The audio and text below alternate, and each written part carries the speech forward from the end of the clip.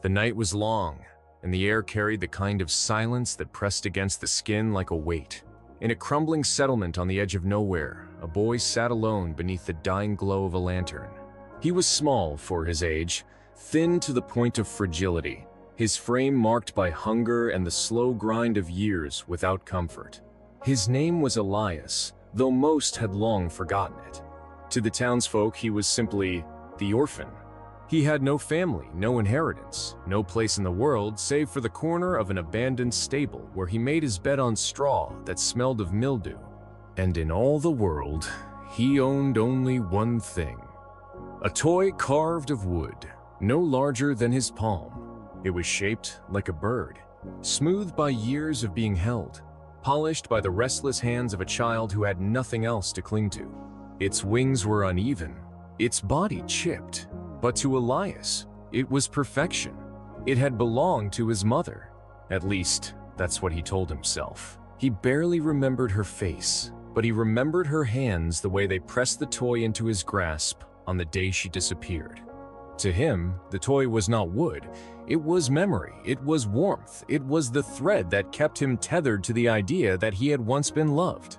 And in the dark nights when the winds rattled the shutters of the stable, Elias would whisper stories to the bird as though it could answer back, as though it was listening. But the world was not kind to boys who had nothing. In the village, orphans were shadows. People would step around him as if he carried disease. He had learned to make himself invisible, to wait until scraps were thrown into the dirt before darting forward to claim them. He knew which baker left stale bread at the back door, which butcher was careless with his bones. Survival had taught him to be patient, cunning, and silent. That night, however, the silence was not ordinary. It had the weight of expectation, of something about to break. The elders of the settlement had gathered in the hall, voices low but heated. Through cracks in the timber walls, Elias had heard fragments words like war, debt, alliance, and betrayal. Their world was on the edge of something dangerous, though Elias did not yet know what. He only knew the village was changing. Men carried weapons more openly now. Women spoke in hurried whispers, and strangers passed through with the wary eyes of scouts. The toy bird rested in Elias's hand as he crouched near the window of the hall, eavesdropping on voices that were never meant for a child. The leaders were arguing, their words sharp and edged. They'll burn us if we refuse, and they'll enslave us if we accept. We cannot stand alone, we need allies. But what do we offer them? We have no gold, no soldiers, nothing worth their loyalty. Silence followed that last remark, and Elias felt the stillness of it crawl under his skin. For in that moment, the leaders had admitted what he had always known. This place was empty, stripped of power. Just like him. He should have slipped away then. He should have returned to his straw bed and buried himself in dreams. But Elias could not move. His fingers clenched around the bird in his hand until the wood bit into his palm. Something inside him whispered that this night mattered, that the world outside his stable would soon crash into his small, fragile life. The meeting ended with no resolution, only anger and exhaustion. One by one, the leaders left the hall, their faces grim. Elias stayed hidden in the shadows, waiting. He did not realize he was shivering until the last lantern was snuffed and darkness swallowed the village square. He walked back to the stable with slow steps, his thoughts tangled. He had overheard too much, but he was too young to untangle it. All he knew was fear that everything he depended on, even the scraps, might vanish if the world around him turned violent. He clutched his toy bird tighter, whispering to it as if it could give him answers.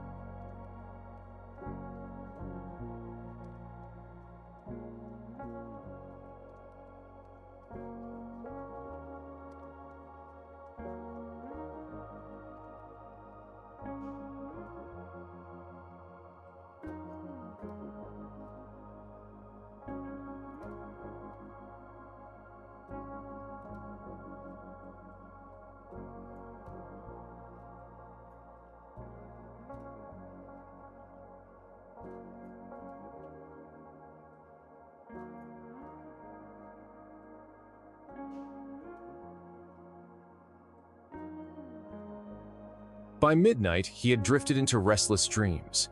Dreams of fire sweeping across fields, of voices crying out, of shadows taking shape into figures with blades. And always, at the center of the storm, the little bird in his hand burned until it was ash. He woke with a start, gasping, clutching the toy against his chest as though it could shield him. The next day did not bring relief. The air was restless, the villagers tense. Elias felt it in every glance, in every hurried step. Strangers had arrived, messengers from a neighboring land, cloaked in colors Elias had never seen before. They carried themselves with pride, with authority. When they spoke, the villagers listened. Elias hid behind a fence, watching, listening. The messengers demanded loyalty. They spoke of armies approaching, of flames that would sweep across unprotected villages. They offered protection, but at a price. Their lord required tribute, a sign of trust, a symbol of surrender. Something precious must be given freely, or nothing would be given at all. The elders hesitated. They argued again, their voices rising. "We have nothing left to offer," one said. "And if we give what little we have, what will remain for our people?" That was when Elias felt the weight of his toy bird more heavily than ever before. In his palm, it was warm from his grip, familiar. But in that moment, he saw it differently. Not as his memory, not as his comfort, but as the last thing he had to give. The idea struck like lightning, filling him with terror. He was only a child. He had no authority, no voice in these matters. Yet he felt the truth press against him. If the village had nothing left, then perhaps it was his turn. Perhaps sacrifice did not wait for the strong, it fell upon whoever was willing. That night, he did not sleep. He sat with the toy bird in his lap, staring at it in the dim light. His mind raced, his heart ached. He remembered his mother's hands, the way she pressed it into his own. He remembered the nights of hunger, the days of cruelty, the endless loneliness soothed only by the bird's presence. To give it away would be like cutting away a piece of his soul. But the thought would not leave him. If one act could protect them, if one act could save the people who had never saved him, would it not be worth it?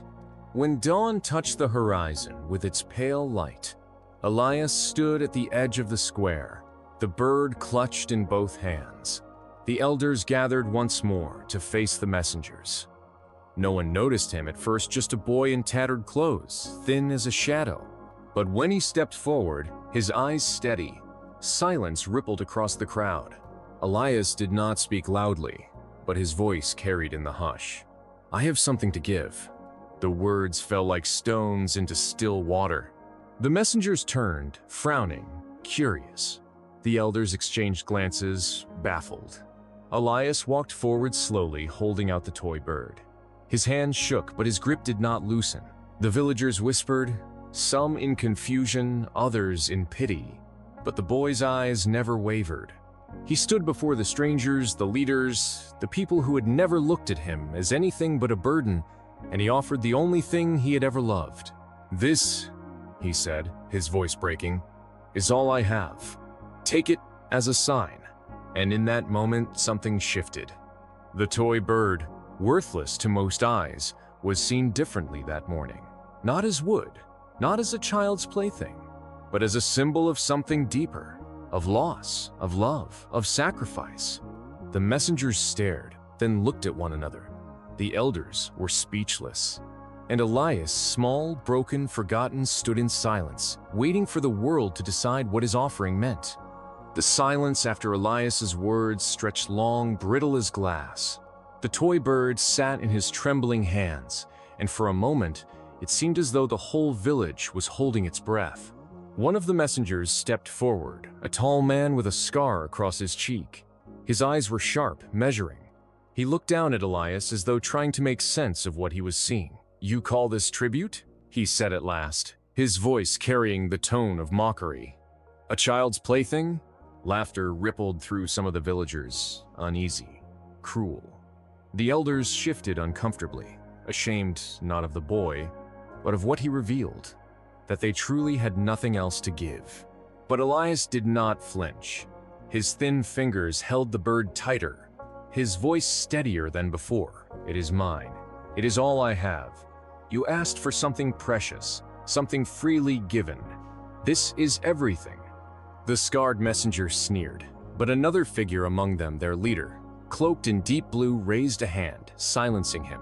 The leader studied Elias with an expression unreadable, his gaze moving from the boy's hollow cheeks to the worn, smoothed wood of the bird. He did not laugh. He did not mock.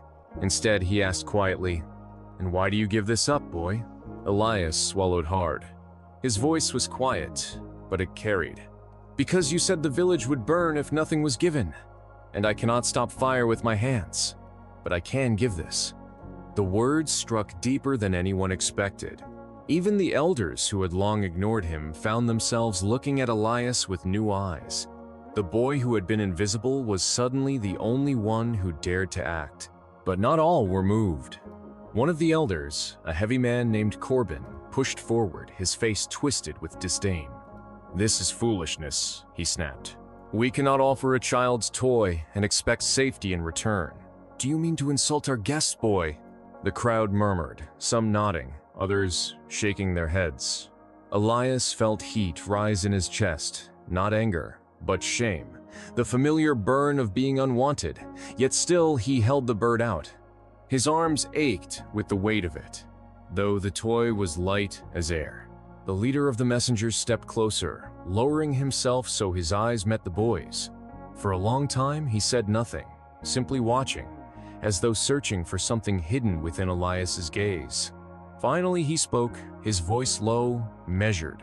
"There is more strength in this gift than you realize," he said. "It is not the object, but the heart behind it." The scarred messenger bristled, about to protest, but the leader silenced him with another raised hand. He turned to the elders. "Your people may have nothing of coin or steel, but this child has given more than either of you were willing. Perhaps that is worth more than gold." Gasps rose from the villagers. Corbin sputtered, his face red. "You would take the word of a boy over the council of leaders?" The messenger's leader straightened, his expression cold. "Your leaders argued and hesitated while a child stepped forward without fear. That speaks louder than your council ever could." The words cut deep, exposing a truth the elders had tried to bury. They had failed to act. They had failed to protect. And in their failure, a boy had carried the weight of them all. Yet suspicion spread as quickly as awe. A woman in the crowd hissed, "It is a trick. He wants attention." Another man muttered, "Why should we trust a boy who has no family? Perhaps he steals even this toy." The accusation struck Elias harder than any blow. He wanted to cry out, to insist the bird was truly his, that his mother's hands had given it to him long ago. But the words tangled in his throat. He had spent too many years silenced, too many years invisible, to suddenly find a voice strong enough to fight back. The leader of the messengers saw his struggle. He turned on the villagers with a cold, condemning gaze. "Do you not see what he has done? This child had every reason to cling to what little he had, yet he chose to give it away for you." His voice hardened, echoing against the square. "And you scorn him?" Shame rippled through the crowd. Some turned their eyes away, unable to meet the boy's gaze. Others shifted uneasily, as if the truth of the words burned against their skin. But still, not everyone was convinced. Elder Corbin stepped forward again, his fists clenched. "This is sentiment, nothing more. A trinket cannot secure us allies. If you take this as a sign, then you mock us as surely as the boy does." The messenger leader's eyes narrowed. "Perhaps it is not the boy who mocks you, but your own cowardice that has left you blind." The air grew thick, dangerous. Corbin's face darkened, but before he could speak, Elias finally found his voice. His words came out hoarse, but steady. "It is not a trinket. It is my life. It is the only proof I have that I was loved once, and I give it because I want this place to live, even if I do not." The square fell utterly silent. No one laughed, no one scoffed. Even Corbin's rage faltered, silenced by the raw truth in the boy's voice. For the first time, the villagers saw Elias not as a shadow, not as a beggar, but as something more, someone willing to give everything when they themselves had given nothing. The leader of the messengers took the toy bird with careful hands, as though it were fragile glass. He turned it over, studying the smoothed wood, the chipped wings. Then he lifted it high for all to see. "This is what true loyalty looks like," he declared. "A gift with no thought of return. A sacrifice that costs more than coin or steel. You may mock its form, but you cannot deny its power." The crowd stirred, voices rising in confusion, awe, even tears. The elders stood silent, their authority crumbling in the face of the boy's offering. Elias felt the emptiness in his hands like a wound. The toy bird was gone, taken from him forever. His chest ached with the loss, as though something had been carved out of him. He wanted to run, to collapse into the shadows where no one could see him break. But he forced himself to stand, to hold his ground, because if he crumbled now, the meaning of his gift would wither. The messenger's leader turned back to the boy, lowering his voice so only Elias could hear. "You have done what your elders could not. Remember this day, child, for others will." Elias nodded weakly, his throat tight. He did not feel like a hero. He felt hollow, broken, as though he had given away the last piece of himself. And yet something in the way the crowd looked at him had changed. No longer invisible, he was seen. And being seen was almost more terrifying than being forgotten. The sun dipped lower, the square still buzzing with whispers. The messengers prepared to depart, their leader carrying the toy bird with solemn care. Before leaving, he spoke once more to the villagers. "Tomorrow, when dawn breaks, we will return with our answer. Tonight, remember what this child has done, and ask yourselves why he stood where none of you would." The villagers dispersed slowly, uneasily, as though the weight of the moment clung to their skin. Some cast Elias looks of pity, others of shame, still others of quiet respect. But Elias did not look at them. He stood alone in the square, long after the last footsteps faded, his hands empty, his heart aching. When at last he returned to the stable, the shadows welcomed him. He curled into the straw, his arms folded tight against his chest, as though trying to hold on to something that was no longer there. His eyes burned, but no tears came. He had nothing left to weep with. Outside, the village was restless, divided. Some saw his act as a blessing, others as folly. But whether they admitted it or not, the boy had changed something. He had shifted the balance, cracked open the silence that had held them prisoner. And as the night deepened, Elias lay awake, empty-handed, waiting for a dawn he both dreaded and hoped for. Dawn broke slow and gray, spilling across the village in muted light. The air felt thick, as though the whole settlement was waiting to breathe. Smoke from dying hearth fires clung to the streets, and in that haze the people stirred uneasy, restless, their whispers carrying like the flutter of birds startled from their roosts.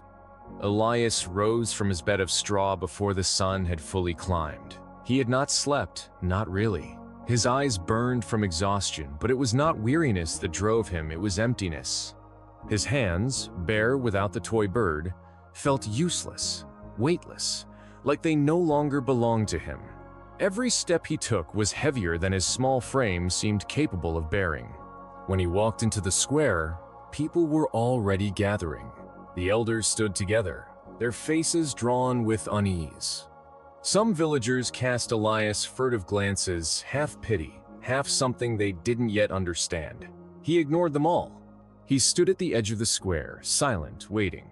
The messengers returned not long after. Their cloaks were still damp with dew, their expressions unreadable. At their head walked the man in blue, the leader who now carried the wooden bird in his hands as though it were a relic. He walked into the center of the square, lifted it for all to see, and the crowd hushed. "We asked for tribute," he began, his voice carrying with measured authority. "We asked for proof of loyalty, of trust. You claimed you had nothing, but one among you stepped forward with everything." His eyes swept the crowd, then settled on Elias. A boy who had nothing gave more than men with houses, land, and names. He gave not from abundance, but from the marrow of his own life. That is the kind of loyalty no army can buy, no coin can measure. Whispers rippled through the villagers. but none dared speak. Elias felt every gaze turned toward him, and his skin prickled beneath their weight. He wanted to shrink, to vanish back into the shadows, but he stood his ground. The messenger leader continued, "We have spoken among ourselves. We came seeking tribute, a sign that this village could be trusted. What we found was something greater. A gift freely given, born of sacrifice, carries more weight than any chest of silver. Because of this boy, we will stand with you. Our Lord will honor his gift, and so we declare friendship with your people forever." The words struck like thunder. Gasps broke across the crowd. Elders who had doubted, mocked, dismissed Elias now looked shaken, their mouths opening with no words to fill the silence. Some of the villagers wept openly. Others dropped their heads in shame. And then the leader raised the bird higher, his voice rising. "Remember this day. Remember that it was not wealth or power that bound us together, but the courage of a child who gave away his only treasure." The crowd erupted, some in cheers, some in cries, others in stunned silence. But amidst it all, Elias stood frozen. The words were meant to honor him, yet he felt no triumph, only an ache so deep it seemed endless. The toy bird was gone. His mother's memory was no longer his alone. It belonged now to everyone, transformed into symbol and legend. The villagers surged forward, many reaching for him. Rough hands clapped his shoulders, voices praised him, strangers spoke his name for the first time in years. Elias wanted to recoil, to flee, but he forced himself to endure it. He understood dimly that this moment was no longer about him. It was about them. Elder Corbin, red-faced and humbled, approached last. His eyes were hard, unwilling to soften, but even he could not deny what had happened. "Boy," he muttered, his voice grudging, "you've done what none of us could. Perhaps I misjudged you." Elias looked up at him, his expression hollow. He did not answer. Words felt meaningless now. The messengers departed soon after, carrying news of the new bond to their lord. But before leaving, their leader bent to Elias, pressing the bird briefly into the boy's hands. "You gave this freely," he said softly, "and because of that, it will never truly be gone. It belongs to all who saw, to all who will hear of it. But for this moment, hold it once more." Elias's fingers closed around the toy, trembling. The warmth of the smooth wood against his palm made his throat tighten. He wanted to keep it, to cling to it with all the desperation of his small heart. But after a long pause, he looked up, his eyes wet but steady. He pushed it back into the messenger's hands. "It was never meant for me anymore," he whispered. "Take it. Let it mean something." The man in blue studied him with something like sorrow and respect, then nodded and tucked the bird carefully into his cloak. He touched Elias's shoulder once, briefly, before mounting his horse and riding out. When they were gone, the square remained charged with a kind of awe. Villagers gathered around Elias, not with mockery or dismissal, but with gratitude, reverence. For the first time in his life, he was not invisible. But as the morning stretched into day, Elias slipped away from the crowd. He returned to the stable, to the silence that had always been his. He sat on the straw, his arms folded around himself, and for the first time since giving away the bird, he allowed himself to cry. Not the quiet tears of loneliness he had shed before, but deep, wrenching sobs that shook his small body. He cried for his mother, for his sister he could barely remember, for the years of hunger and abandonment, for the loss of the toy that had been his only comfort. Yet beneath the grief, something new stirred. For all that he had lost, he had gained something unexpected. He was no longer unseen. His act had carved a place for him in the memory of the village, in the bond between two peoples. He had given away his treasure, and in return, he had given birth to something greater. That evening, as the sun bled red across the horizon, the elders gathered again, not to argue, but to speak of alliances, of preparations, of hope. And though Elias was not in the hall, his name passed through their lips with respect. They spoke of the orphan who had become the unlikely bridge between worlds. Mrs. Halden, the baker's widow who had once chased him from her door with a broom, left a loaf of bread outside the stable that night. Old Mason, the blacksmith, left a blanket folded neatly on the step.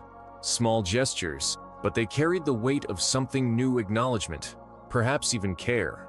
Elias sat quietly, eating the bread slowly, feeling the warmth of the blanket against his thin frame.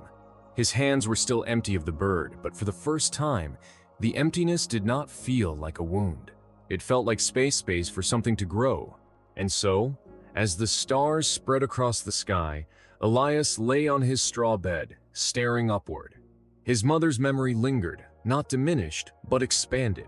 The toy bird was gone from his grasp, but its meaning had spread into the hearts of many. His loss had become their strength, his sacrifice their bond. By dawn, leaders from both lands would inscribe his act into words, sealing it in oaths and treaties. And for generations, when people spoke of the day friendship was declared, they would remember not the wealth of kings nor the might of armies, but the orphan who gave away his only toy. Sacrifice is never measured in gold or steel, but in what it costs the heart. Elias's gift was small to the eye, but infinite in meaning because it was all he had. And that truth echoes for us still. The greatest acts of courage are often hidden in the hands of the forgotten. If his story moved you, if his loss and his strength stirred something inside, then carry it forward. Share it. Remember it. Let it remind you that the smallest act of giving can change the course of lives. For in every one of us lies the power to turn loss into unity, pain into strength, and loneliness into legacy.